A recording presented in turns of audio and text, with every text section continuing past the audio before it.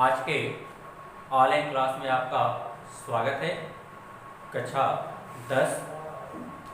जैसा कि हम पिछले क्लास में आपको सूचक बता रहे थे, सूचक क्या होता है, सूचक के द्वारा हम क्या करते हैं, उसको हम आपको इसके बारे में बता रहे थे। आज हम पढ़ेंगे कि सूचकों का सिद्धांत।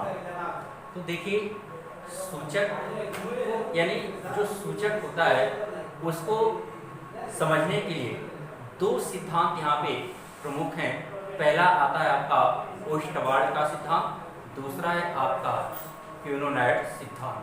तो आज हम ओस्टवाल्ड का सिद्धांत के बारे में चर्चा करेंगे। ओस्टवाल्ड का सिद्धांत क्या होता है, देखिए, जो ओस्टवाल्ड थे अम्ल और क्षार दोनों को समझने के लिए इन्होंने इनकी रंग के आधार पर, यानी इनका सिद्धांत यही था कि इन्होंने रंग के आधार पर,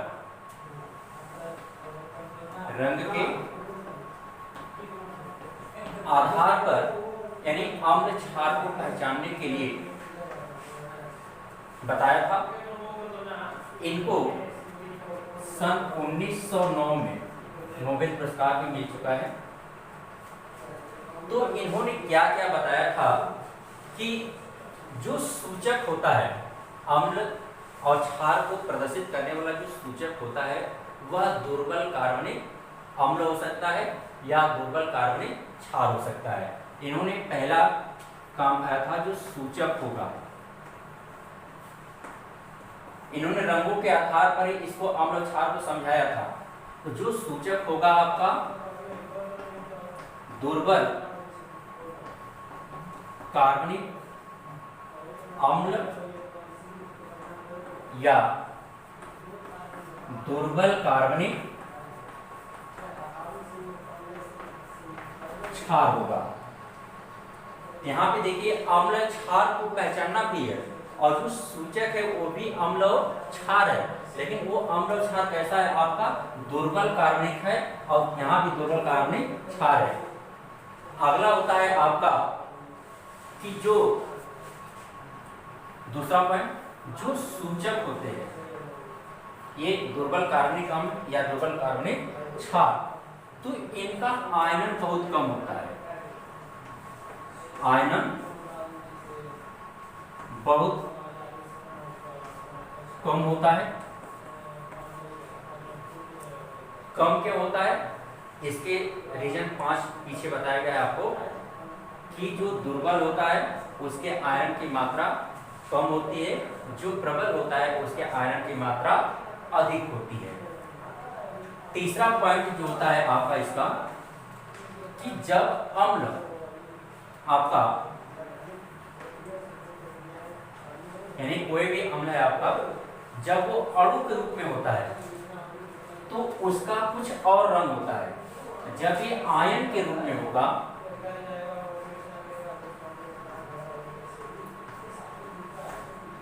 तो इसका रंग क्या करता है आपका चेंज हो जाता है, यानी अणु के रूप में कुछ और रंग प्रदर्शित करेगा और आयन के रूप में वो कुछ दूसरा रंग प्रदर्शित करेगा।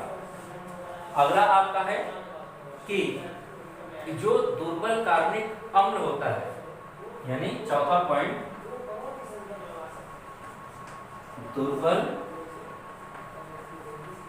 कार्बनिक अम्ल का, जो दुर्बल कार्बनिक अम्ल का ऋणायन होता है वो रंगीन होता है। यानी दुर्बल कार्बनिक अम्ल का जो ऋणायन होगा, जैसे आप तोड़ते हैं तो H+ और Cl-, या Cl को आप तोड़ेंगे तो H+ Cl- टूटता है। तो यहाँ पे कहने, हालांकि ये दुर्बल नहीं है, आपको एग्जाम्पल के लिए हम बता रहे हैं। तो यहाँ पे आपका जो Cl- है, यहाँ पे जो Cl- होगा वो क्या होगा आपका रंगीन होगा।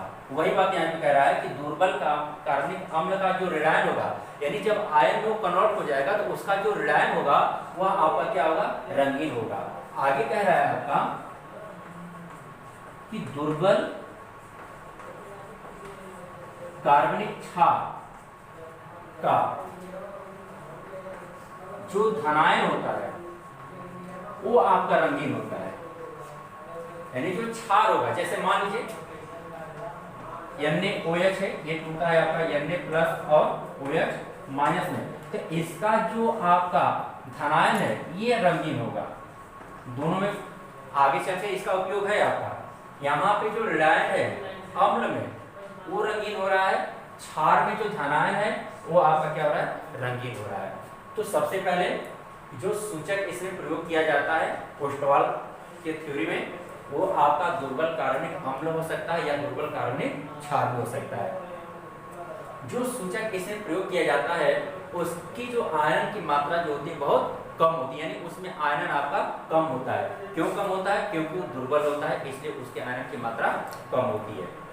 जब ये अणु के रूप में होता है तो इसका कुछ और रंग होता है, और जब ये आयन में कन्वर्ट हो जाता है तो इसका कुछ और रंग हो जाता है, यानी बदल जाता है इसका रंग। चौथा पॉइंट है आपका कि दुर्बल कार्बनिक अम्ल का जो ऋणायन होता है आयन के रूप में जब परिवर्तित हो जाता है तब, तो जो ऋणायन होता है वो रंगीन होता है, और जो दुर्बल कार्बनिक क्षार का जो धनायन होता है वो आपका रंगीन होता है। तो ये तो आपका था इसमें क्या क्या हो सकता है। अब आगे हम इसको एग्जाम्पल के आधार पर हम इसको समझा रहे हैं कि कैसे क्या होगा। आगे आपका ओस्टवाल का सिद्धांत, जो इन्होंने सूचक प्रयोग किया था फिनेल्फ्थलीन और मेथिल आरेन। एक आपका दुर्बल कार्बनिक अम्ल था, दूसरा आपका दुर्बल कार्बनिक क्षार था। तो जो फिनेल्फ्थलीन था इसका सूत्र आपका था पीएच। आप एक पीएच पढ़े होंगे, पीएच, ये वाला पीएच नहीं, इसमें जो एच होता है आपका स्मॉल होता है और इसके पहले आपका एच लगा होता है। एच आपका अम्ल को प्रदर्शित करने के लिए लगा होता है। जैसे आप कोई भी अम्ल देखते होंगे HCl, H2SO4, HNO3, तो सब में देखिएगा ये अम्ल है, तो सब में जो एच है आपका क्या है, इनसे पहले लगा हुआ है, इसलिए इसको अम्ल के रूप में प्रदर्शित करने के लिए क्या किया जाता है, एच को पहले लिखा जाता है। लेकिन इसको जो डिफाइन करते हैं पीएच ही डिफाइन करते हैं फिनेल्फ्थलीन को, हालांकि ये सूत्र नहीं होता है। आगे आपका मेथिल आरेन, जिसको दुर्बल कार्बनिक क्षार कहा जाता है, इसको हम लिखते हैं Me।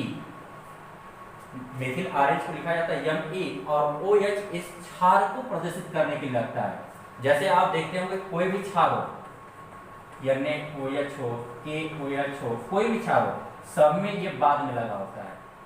तो यहाँ पे आपका क्षार को प्रदर्शित करने के लिए लगता है। तो देखिए जो फिनेल्फ्थलीन होता है इसका जो पीएच परिसर होता है वो आपका 8 से लेकर के 9.8 तक होता है। देखिए जब पीएच इसका 8 से कम होगा तो ये आपका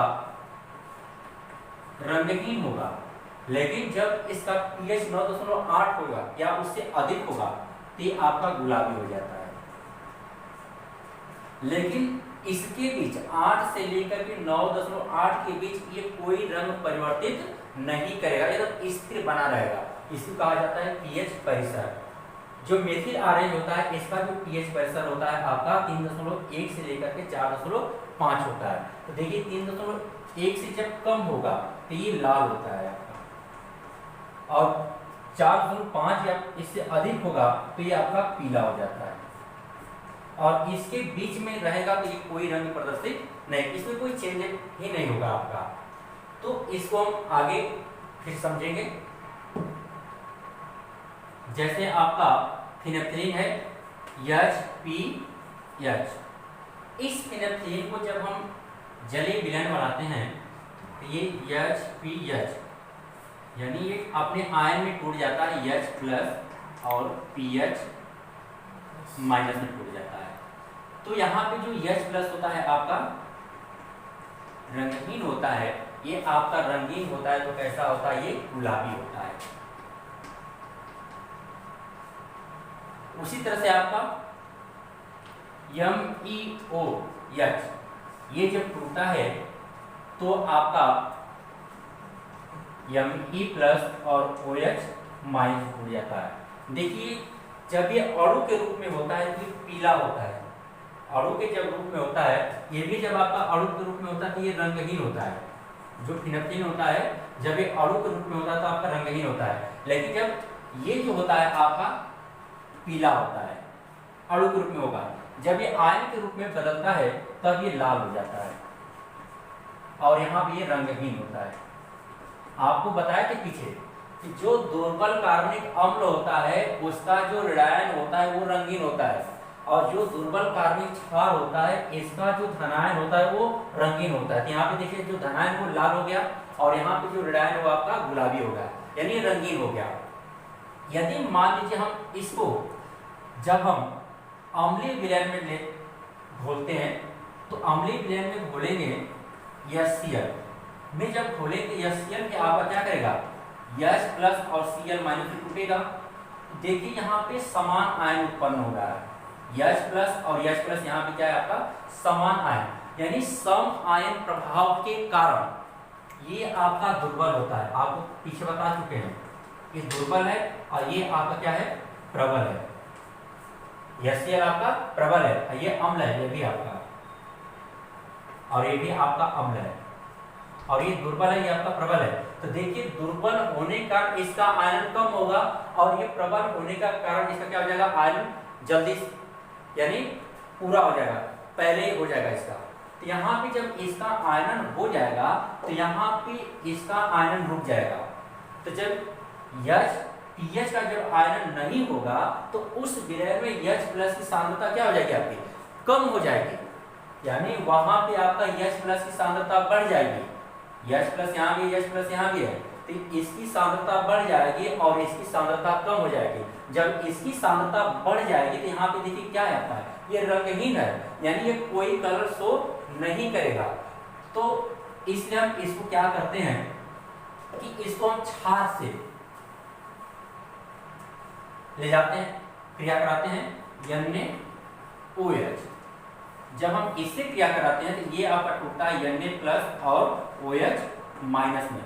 यहाँ पे देखिएगा विपरीत हो गया, यहाँ पे ये विपरीत है।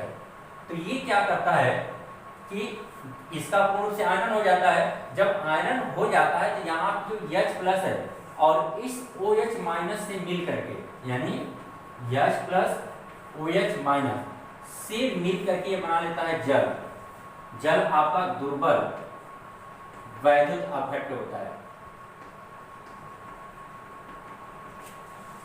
तो दुर्बल वैद्युत अपघट्य होने के कारण इसका आयन फिर नहीं होगा। तो यहाँ पे देखिएगा कि H प्लस जब इससे मिल करके जल बना लेगा तो इसकी जो साम्य अवस्था है वो डिस्टर्ब हो जाती है, बिगड़ जाती है। तो अपने साम्य अवस्था को पुनः प्राप्त करने के लिए इसका आयन हो जाता है। जैसे मान लीजिए प्रारंभ में जब ये टूटा तो मान लीजिए 2 था, ये जब 2 था तो ये भी 2 रहा होगा। जब ये हाइड्रोजन इसके साथ मिल जाता है और मिल करके जल बना लेगा तो यहाँ पे आपका क्या हो जाएगा शून्य हो जाएगा और ये 2 हो जाएगा।